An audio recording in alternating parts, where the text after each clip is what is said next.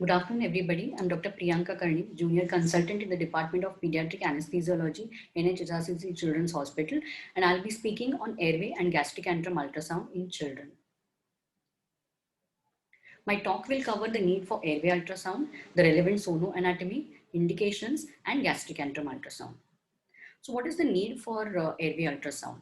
Now in children with suspected or confirmed airway pathologies, multiple airway assessments, they almost always include multiple airway procedures like fiber optic and rigid scopy and imaging modalities like CT and MRI. Now in adults, these procedures can be carried out with the cooperation of the patient without anesthesia. But in children, we need to give anesthesia for these procedures. So it can be quite nerve-wracking for the anesthesiologist because the children have a higher oxygen requirement and lower oxygen reserve. So even a small duration of apnea or some airway manipulation can lead to laryngospasm and desaturation. So with airway USG, there is no radiation exposure. It is a bedside technique. There is no risk of exposure to anesthesia. It is better tolerated by the children. It is readily available.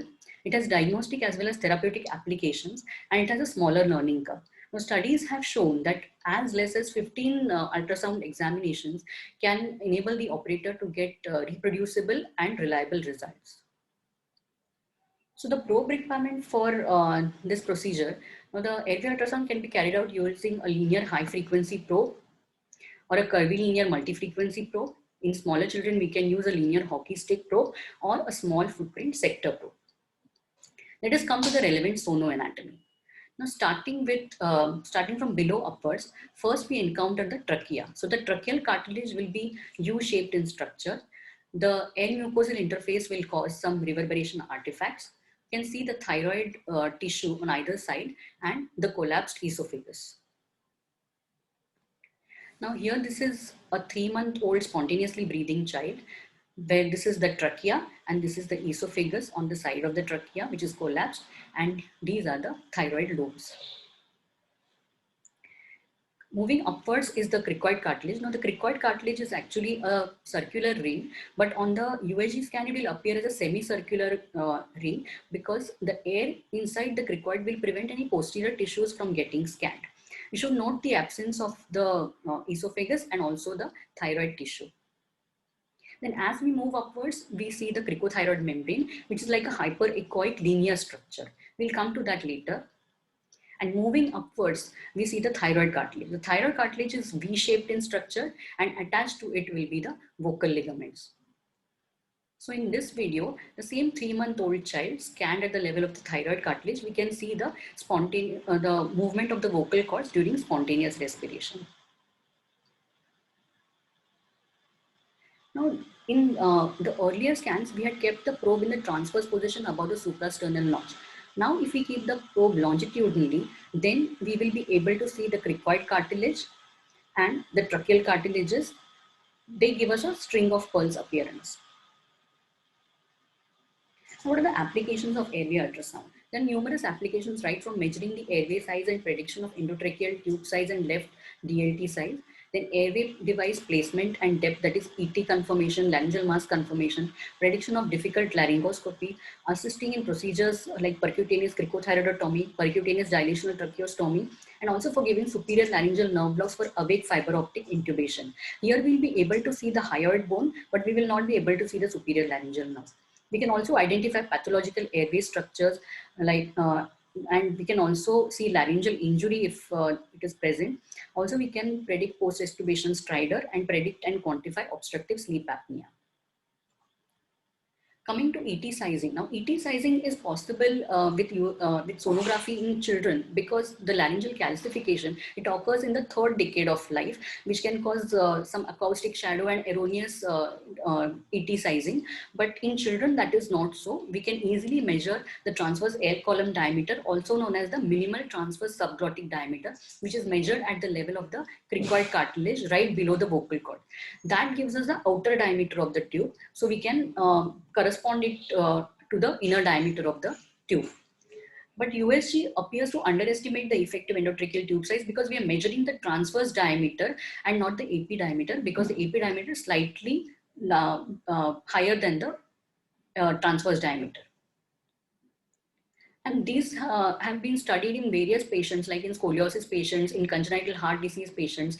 And this translaryngeal ultrasound is very helpful in estimating the tube size for former premature babies in patients with known or suspected tracheal lesions or congenital heart disease. Because here the age-based formulas for endotracheal tube prediction, they are not as helpful because of the failure to thrive.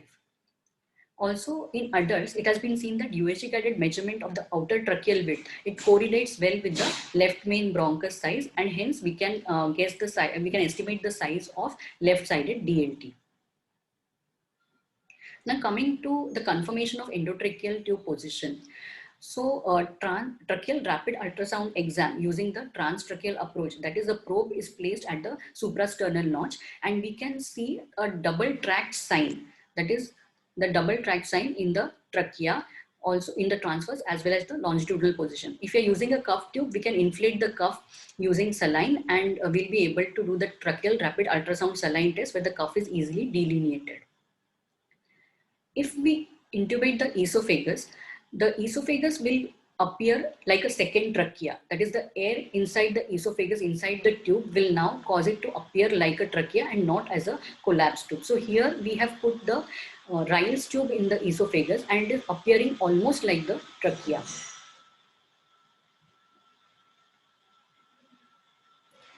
Now, regarding the endotracheal tube depth, now neonates, they undergo an average of around 10 radiographs per admission, causing the radiation exposure and making them susceptible to cancers or even cognitive decline. So for at least for determining the endotracheal tube position, we can do away with the chest radiographs and just do a sonographic examination, where if the distance between the tip of the endotracheal tube and the aortic arch, if it is around 1 centimeters, it is said to be optimally placed. That is, the position corresponds to 0.5 centimeters above the carina. In older children, appropriate position of the endotracheal tube can be ascertained by real-time assessment of modification of the vocal cords or glottic structures during passage of the tube, or bilateral lung sliding or bilateral diaphragm motion. Even the position of the laryngeal mask airway can be seen on the USG. So for example, in this scan, we can see that on either side of the midline, we can see the edge of the cuff resting symmetrically on the arytenoid cartilages. If there is malrotation of the LMA, we can see that the cuff is not symmetrically placed. This is lower down than on the right side. So this shows that there is some amount of malrotation of the LMA. Also, sonographic visualization of the LMA cuff is possible when the cuffs are inflated with saline or contrast agents. Also, there are predictors of difficult laryngoscopy on ultrasonography. For example, inability to visualize the hyoid bone is a very strong predictor of difficult laryngoscopy. Also, shorter hyomental distance ratio, that is the hyomental distance in the neutral position of the head to the hyomental distance in the extended position of the neck. If it is less than 1 to 1.05, it indicates difficult laryngoscopy. And increased anterior neck thickness, increased tongue thickness, or tongue thickness to thyromental distance ratio also predicts difficult laryngoscopy. Also, we can see the pathologies of the larynx like tumors, stenosis, and vocal cord palsies. A very important application of ultrasound is cricothyroid membrane identification. In neonates, the cricothyroid membrane is very small, that is around 2 to 3 millimeters in diameter. So it is difficult to locate it based on only the landmarks. So if we keep the linear high frequency probe in the transverse position above the cricothyroid membrane can be seen as a hyperechoic membrane, and that creates the reverberation artifacts which are called as the A lines.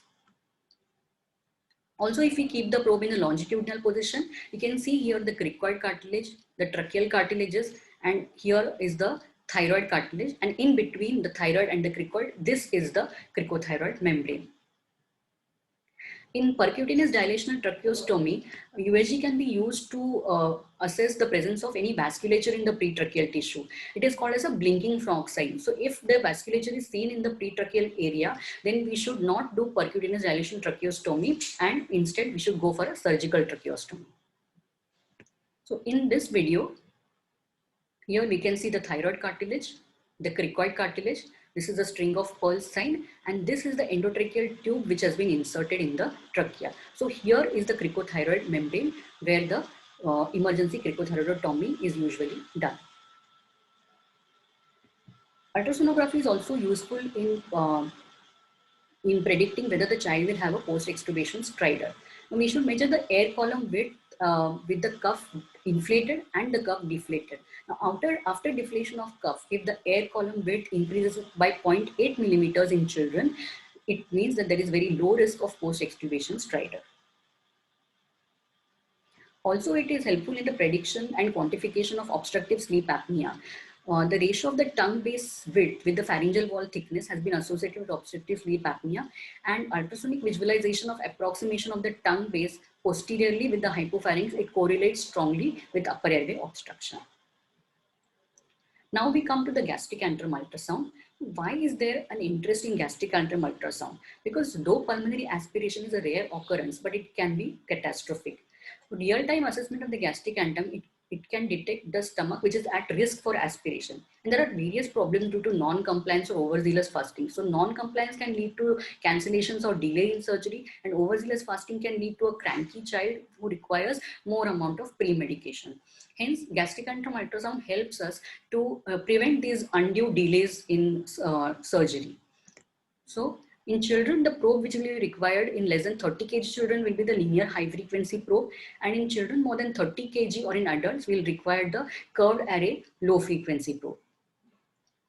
Now the probe position will be immediately below the xiphisternum. The probe has to be kept longitudinally. The scan can be done in the supine and the right lateral position. So it will cut the left lobe of the liver, the antrum, the superior mesenteric artery, and the aorta.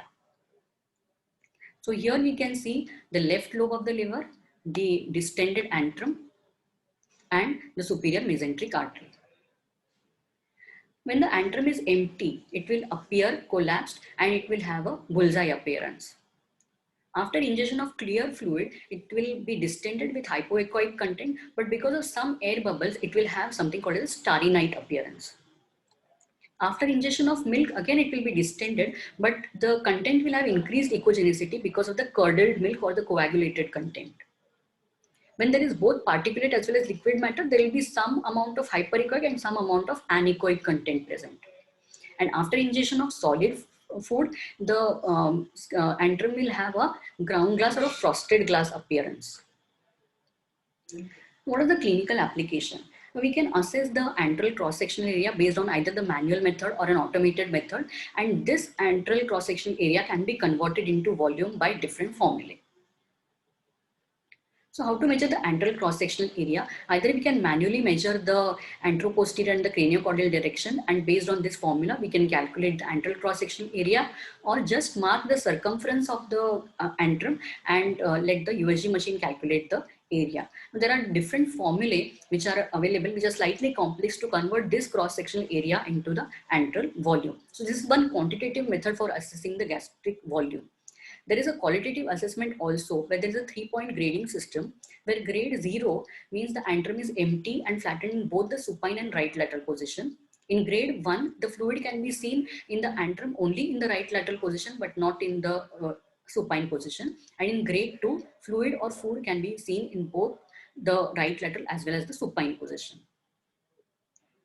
So how does this affect our decision making? Now, if the stomach is empty, that it is grade 0, then it is a low risk for aspiration. Suppose the antrum contains clear fluid. Now we need to calculate the volume. If it is grade 1, that is only seen in the right lateral position and the volume is less than 1.5 ml per kg, it suggests an empty stomach and we can proceed with surgery. If it is grade 2, that is the antrum is distended in both the right lateral as well as the supine position and the volume is more than 1.5 ml per kg, it suggests full stomach. Also, if there is solid content, again, it is a high risk for aspiration. Now, if the surgery is urgent, then we need to proceed with the surgery after doing RSI. That is rapid sequence induction. But if the surgery is elective, then we need to delay or cancel the surgery. There have been various studies done on gastric antrum ultrasound, and it shows that the ultrasound is possible in more than 95% of the children, and it can detect the at-risk stomach, which corresponds to a volume of 1.25 to 1.5 ml per kg. Also, there have been various studies done after giving the children different kinds of fluids to drink. So it has been shown that if the children are given carbohydrate containing fluids like ORS or say apple juice, it actually hastens the gastric emptying, and it does not cause any serious complications in the pediatric patients. The parents as well as the children were very satisfied. There was decreased need for pre-medication. Hence, we need to include ultrasonography more and more in our airway, in our armamentarium, and do gastric antrum ultrasound as well as airway ultrasound in our routine practice. Here are my references. Thank you.